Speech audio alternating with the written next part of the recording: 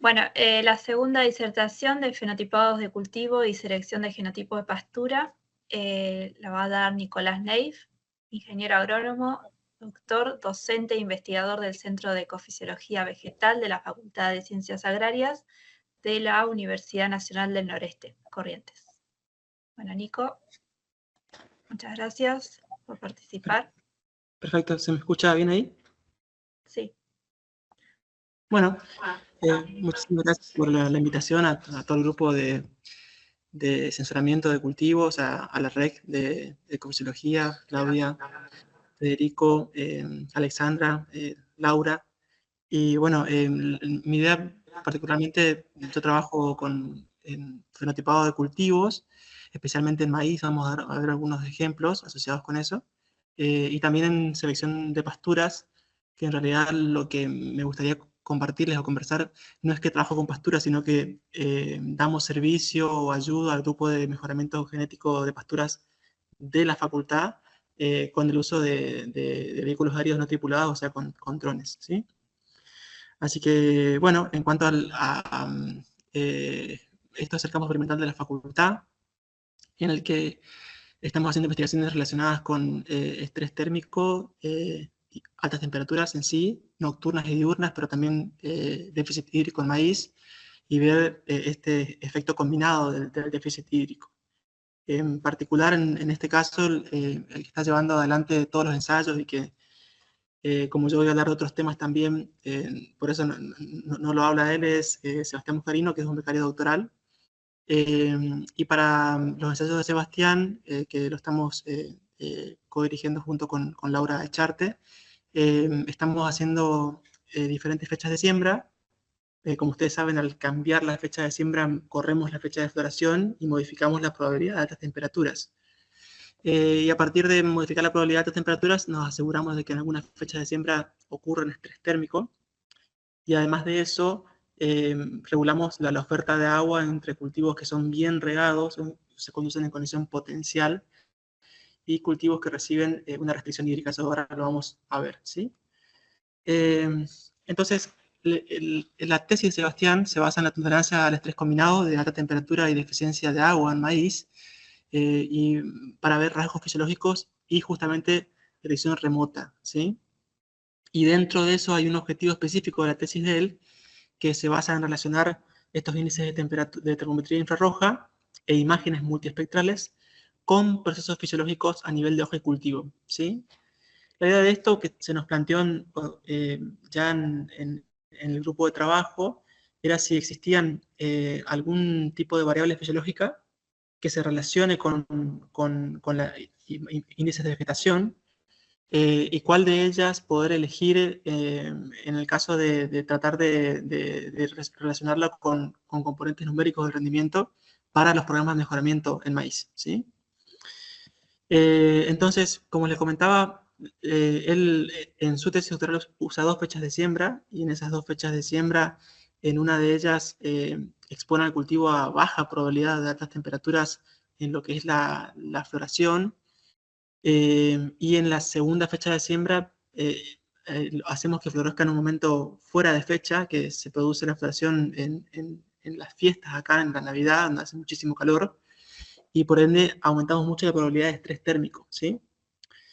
Y además de eso, dentro de cada fecha de siembra, lo que le está haciendo, uno de las parcelas principales recibe el río conforme a la demanda, y otra se produce una restricción hídrica en el inicio del periodo crítico para la fijación de granos en maíz, ¿sí?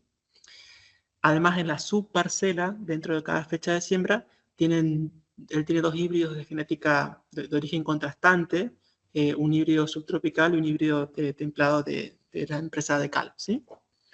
Entonces, ¿en qué consiste el tratamiento de restricción hídrica? Desde siembra hasta inicio de periodo crítico, o sea, cuando tenemos 12 hojas totalmente desplegadas, un grupo de parcelas que la estamos viendo en verde reciben riego conforme a la demanda atmosférica y le denominamos bien regadas, BR, y otro grupo de parcelas recibe una restricción del 50% de esa oferta hídrica y la denominamos como correstricción hídrica, que Obviamente, si tenemos alta temperatura y están bien regadas, tenemos la condición de estrés térmico. Y si tenemos altas temperaturas y tienen déficit hídrico por esta baja oferta de agua, tenemos la condición de estrés térmico por hídrico, ¿sí? Respecto a las mediciones que se realizan, cronológicamente, a partir del inicio del periodo crítico, empezamos con mediciones, en esta parte de la tesis, en este capítulo, mediciones remotas a partir de un dron de la facultad que lo maneja y también procesa todas las imágenes y tiene la expertise, digamos, de procesamiento Yael Nams, que está en la facultad. El dron es un Phantom multispectral con 5 bandas y además una una lente RGB, en la cual se producen vuelos en una frecuencia aproximada entre 7 a 10 días desde que inicia el periodo crítico hasta cerca de la madurez fisiológica, ¿sí? Y lo que se utiliza en el cálculo de los índices son el ARBI, que es un parecido al NDVI, pero calculado por ajustado por el polvo atmosférico, el NDVI que recién lo nombraba Martín, el GNDVI, el NDRE y el LSI. Esos índices estamos por el momento ocupando.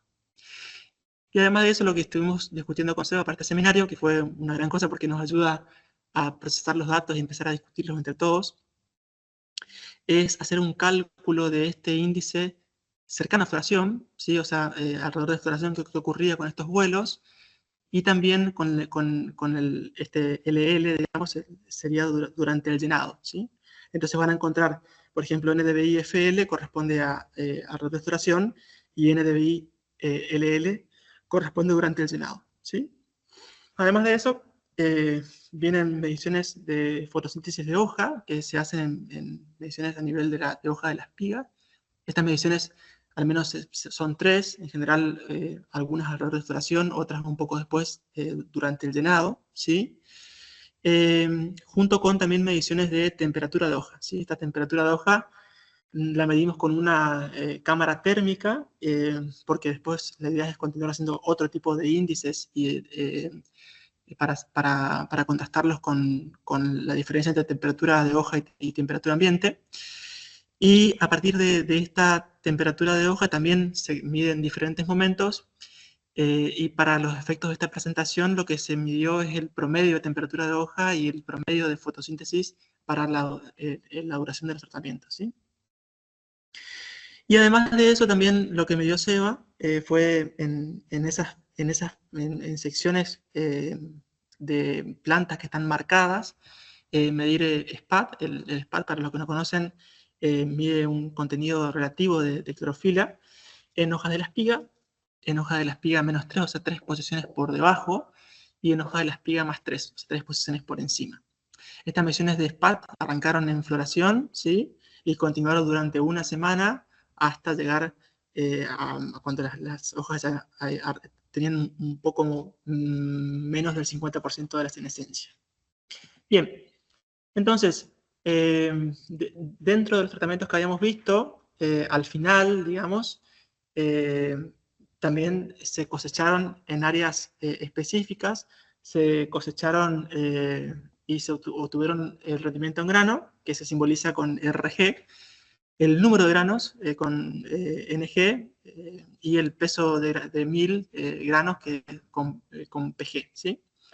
Cabe destacar que todas estas determinaciones, tanto de rendimiento en superficie, componentes numéricos, y las determinaciones con los vuelos, el buffer este que se hizo, las mediciones de fotosíntesis y también las mediciones de SPAT, se hicieron en el mismo grupo, digamos, de plantas que fueron a cosecha, ¿sí? Entonces, un poco qué ocurrió con todo este set de datos. Y las variables acá que habíamos nombrado, vimos variables a nivel de hoja que las vamos a ver en rojo, variables asociadas con índices de vegetación que la vamos a ver de hoja que la vamos a ver en azul, índices de vegetación en rojo, y las variables de rendimiento en verde, ¿sí? Entonces, con todos estos dos híbridos, con las campañas, fechas de siembra y condición hídrica, restricción o bien regado, para tratar de nuclear y hacer un pequeño resumen de qué ocurrió. Hicimos un análisis del componente principal, ¿sí? En el que no se asusten, no es nada raro, en el que acá tienen la componente 1 y la componente 2, que sumaron aproximadamente cerca del 80% de la variabilidad de los datos, ¿sí? Y cada punto de esto representaría a una fecha, por una condición, por un híbrido, ¿sí? Y estos puntos en negro corresponden a los vectores, que son las variables, ¿sí? De manera interesante, lo que vimos es que se armó un pequeño clúster de variables en el que los componentes numéricos obviamente se asociaron mucho con el rendimiento. Interesante también cómo se nos asoció el peso de granos, eso después lo podríamos discutir por qué ocurrió. Y variables, por ejemplo, de SPA de la espiga y SPA de la espiga -3, junto con algunas variables, por ejemplo, el LSI en floración, uno de los índices, se asociaron positivamente con los componentes numéricos. Por otro lado, hay otras variables como ser fotosíntesis de hoja, que se asociaron positivamente con los índices tomados principalmente durante el llenado de granos, ¿sí? Y también como la fotosíntesis de hoja tuvo una relación negativa con temperatura de hoja, que era algo esperable, ¿sí? Acá está un poco mezclado algunas cosas porque como están mezclados también los híbridos, las tendencias pueden ir cambiando si lo dividimos por híbrido a este tipo de análisis, así que son resultados preliminares, ¿sí? Lo interesante de esto es después, bueno, a partir de un análisis más global, decir, bueno, qué ocurrió con variables fisiológicas con el rendimiento y qué ocurrió con variables de índices de vegetación, ¿sí? Acá tienen, por ejemplo, el híbrido subtropical y está el rendimiento en grano y la fotosíntesis de hoja promedio durante todo el periodo ese reproductivo de maíz. Y acá están las parcelas que están bien regadas o con restricción hídrica, ¿sí? En general, acá estarían las que sufrieron menos estrés, estas sufrieron estrés térmico fuerte y estas tuvieron estrés térmico por hídrico, ¿no? Eso sería un poco lo que estamos viendo con SEBA, ¿sí? Ahora, de manera interesante, el rendimiento en grano y la fotosíntesis de hoja, que explica la fotosíntesis de hoja un 50% es un montón. O sea, realmente es un montón, ¿sí? Pero esto se vio bastante fuerte en el híbrido subtropical, pero en el híbrido templado la verdad que los ajustes fueron bastante distintos, cosas un poco más con menos precisión, desde el punto de vista de variables de hoja, ¿sí? Si vamos a lo que son índices de vegetación, de manera interesante, haciendo un análisis, este es el subtropical y este es el templado. ¿Me escuchan bien, no? Sí, sí, sí. Sí, Nicolás, te escuchamos perfecto. Sí, sí. El rendimiento en grano, fíjense cómo el LSI en floración no ajustó muy bien para, casi seguro que esto no es significativo, y cómo el LSI en floración para este híbrido en particular ajustó muy bien. Entonces por ahí también venía enganchado con la pregunta que le podía llegar a hacer a Martín, que tal vez la componente de híbrido más relacionado con tálvulos incluso, puede llegar a colocar un tipo de variabilidad dentro de cómo se refleja la radiación, ¿sí? También hay cosas que son re interesantes, esto lo pusimos medio al final, obviamente con las temperaturas que tenemos acá y déficit hídrico tenemos muchos tipos de estas hojas quemadas que luego de una semana se vuelven necróticas, ¿sí? Y fíjense cómo también encontramos asociaciones entre el NDRE, por ejemplo, otro índice de vegetación en el llenado, y la temperatura de hoja.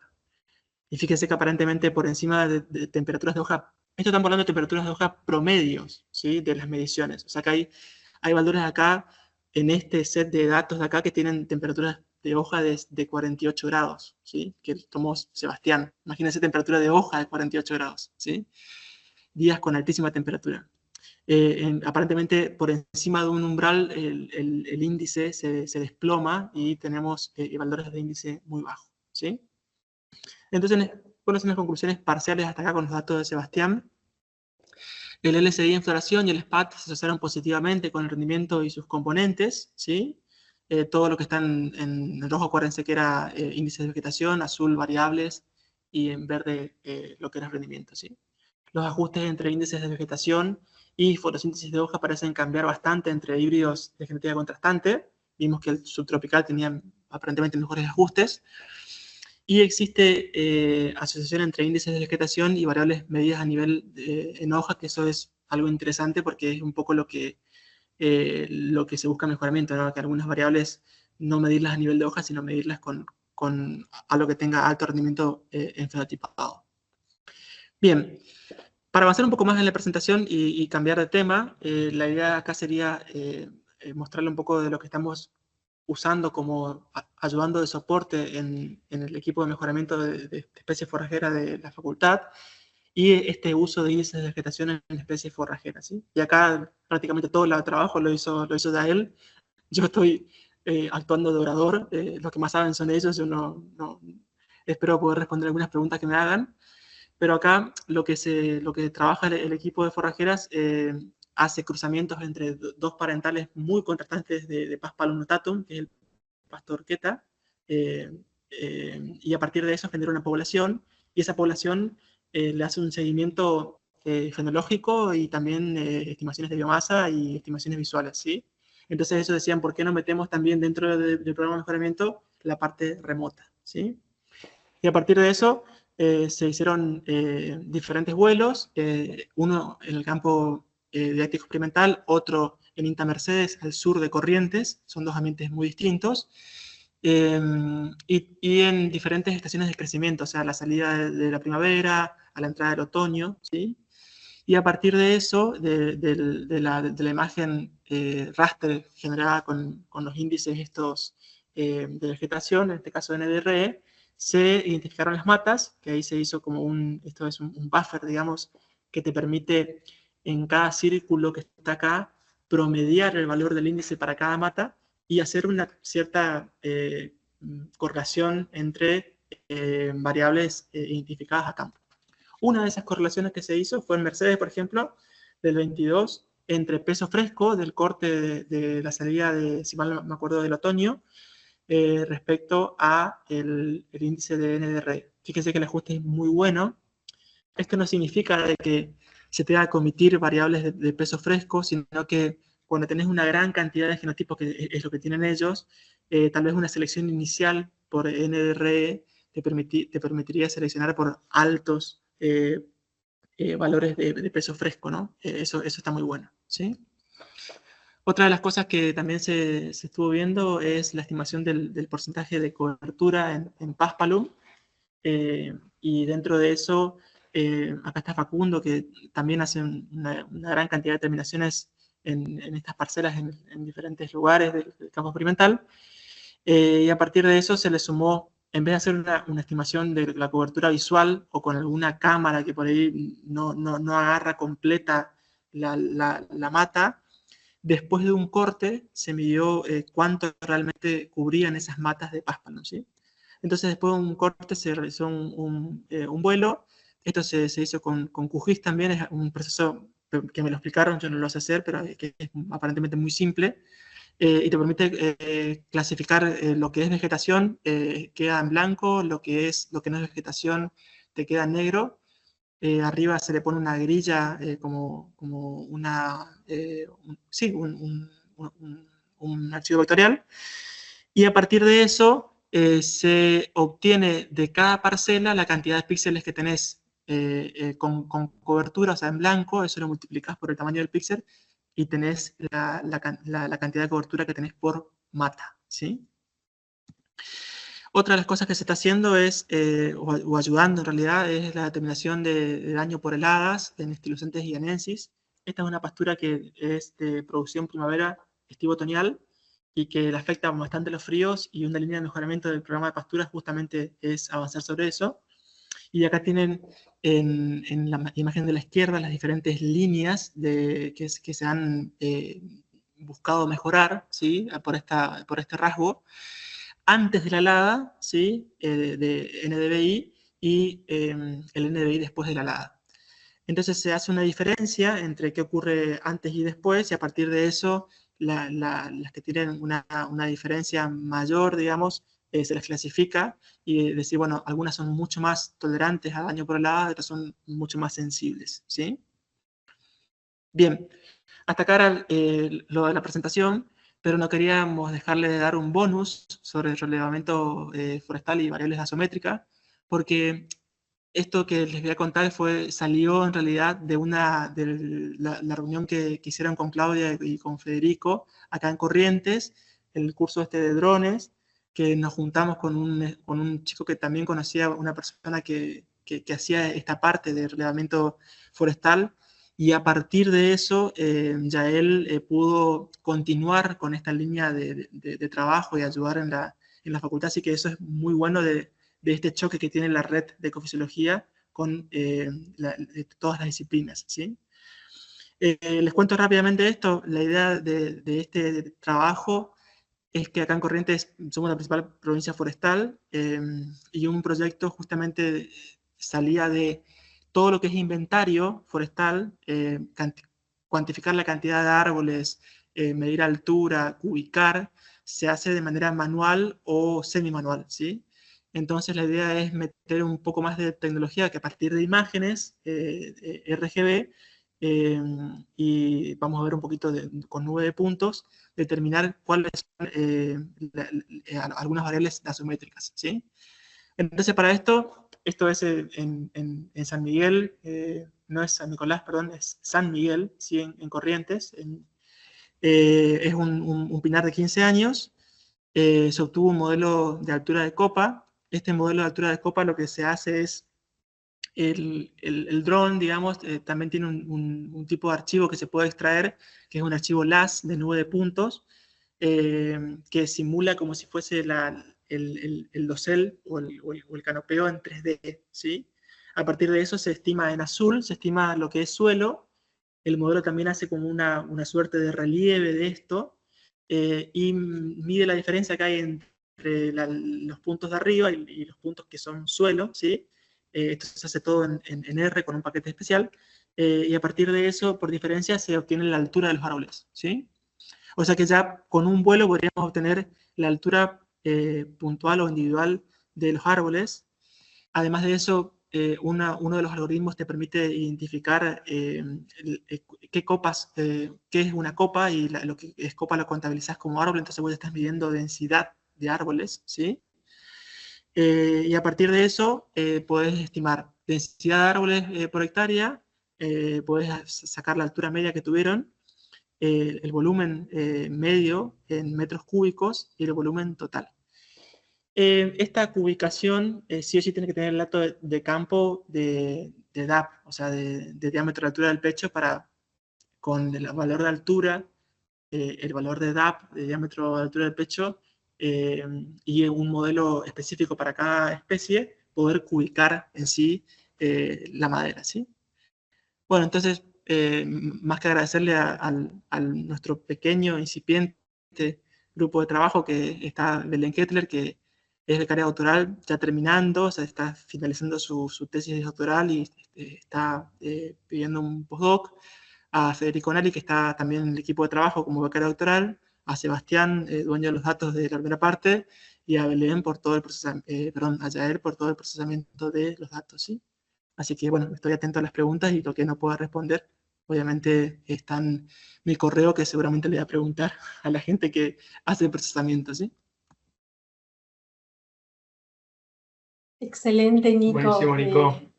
Muy bueno. Tenemos algunas preguntas. María de Los Ángeles. Hola. No. Hola.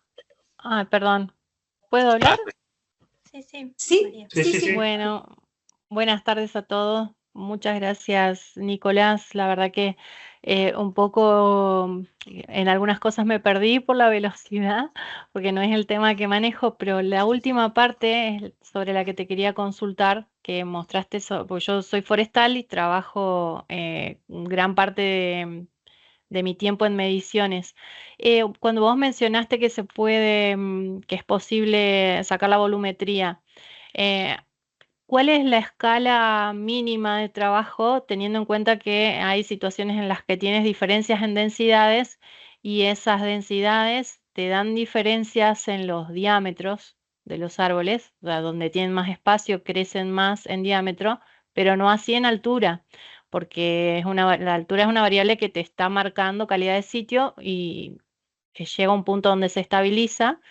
Entonces, ¿cuál sería la escala? Es la pregunta mínima que podrías tomar para hacer esa estimación de volumen y qué implicaría en detalle trabajo a campo para tener un mejor ajuste.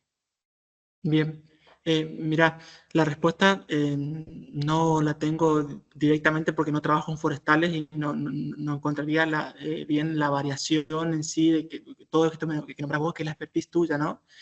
Lo que sí se me ocurre es que el modelo que vos tengas que ocupar y el tipo de algoritmo que ocupes cambia. Lo que sí sé, que justo acá no está ya él, pero después seguramente nos podés escribir, es que el tipo de algoritmo que usás depende si es especies nativas o especies cultivadas y va cambiando en función de eso, ¿sí? Lo que también me imagino que la presión de muestreo que vos tengas que hacer, en vez de hacer tal vez de un 1% o 0,5% para sacar DAP, va a ser bastante mayor. En este caso, que tenés mucha variabilidad, seguramente vas a tener que tomar una mayor cantidad de muestras, ¿sí? Pero sí, la verdad que la pregunta es recontra válida, pero no tengo una respuesta directa, digamos. Bueno, muchas gracias. Después seguro les voy a escribir para consultarles. Sí, por favor, con gusto. Solamente Bueno, agregar, gracias. Nico, que en nuestra red de ecofisiología hay más gente que trabaja con forestales, así que invitamos a María de los Ángeles para que nos escriba y los podemos conectar, ¿sí? No sé si hay alguien de los que trabajan en forestal en este momento en la reunión y quiere sumar un comentario, pero excelente pregunta, ¿sí? Bueno, Laura tiene una pregunta y después yo también otra. Sí, Laura. Nico, bueno, felicitaciones. Hermosa presentación, felicitaciones a todo el equipo. Yo quería preguntarte si estudiaron la relación también de la temperatura de la hoja con el NDVI. ¿Hicieron esa relación? Sí. En general, todo lo que es NDVI, NDRE, LSI, durante el llenado se asocia negativamente con temperatura de hoja. Bien, y te hago una segunda pregunta en base a eso. ¿Trataron de estimar algún índice de sequía o de estrés hídrico a partir de esas relaciones? Porque según la bibliografía uno puede estimar un índice de sequía para cuantificar justamente ambientes contrastantes a partir de esa relación NDVI, temperatura de superficie, en este caso más estudiado con satélites, pero es una linda regresión para estudiar, un lindo diagnóstico para estudiar esa dispersión de puntos, ¿no? Lo que vos ves, esa relación negativa, a partir de esa relación poder estudiar y estimar un índice de sequía. ¿No lo hicieron? No lo hicimos todavía con Seba, que incluso también está presente, no lo hicimos. Algo de eso lo vimos con algún trabajo, pero no lo logramos. Sí, lo que se está tratando de armar es el Crop Water Stress Index, que está asociado con lo que estudiaron Madoni, Carco, al paper de ITSO, como el DPB. Al cambiar al DPB te modifica la diferencia que tenés entre temperatura de hoja y temperatura ambiente. Algo de eso vamos a hacer y lo tenemos pensado cuantificar. Perfecto, buenísimo. Gracias. Muchas gracias. Excelente. Tenemos Gracias. 3 o 4 preguntas más. Emanuel nos pregunta sobre las superficies buffer que aplicaste a parcelas de maíz. Emanuel, esa es la pregunta, ¿no? Sí, es el área de cosecha que tenemos nosotros, que es el área de 3 metros cuadrados, ¿sí? Alrededor de 3 metros cuadrados, si mal no me equivoco. Creo que es 1 por 3, ¿sí? O sea, 2 surcos centrales y eso es el área de muestreo. Excelente. Nico, ahí me sumo un segundo. Otra cosa que se observó como diferencia entre híbridos fue el quemado en la panoja en las parcelas que tenían al híbrido templado y no así en las parcelas con el híbrido subtropical. Muy bueno, Seba. Gracias. Supongo que las imágenes pueden atrapar esos cambios, ¿no? Lo que estamos queriendo cuantificar es si el valor de la SPAT de la hoja +3 tiene diferencia y si hay algún tipo de asociación entre esa hoja de SPAT +3 que se te queda blanca por el quemado con el valor del índice. Por eso que está bueno haber caracterizado canopeo tanto a nivel de espiga como arriba y abajo. Ahí veía que ustedes cuantificaron espía +3 -3.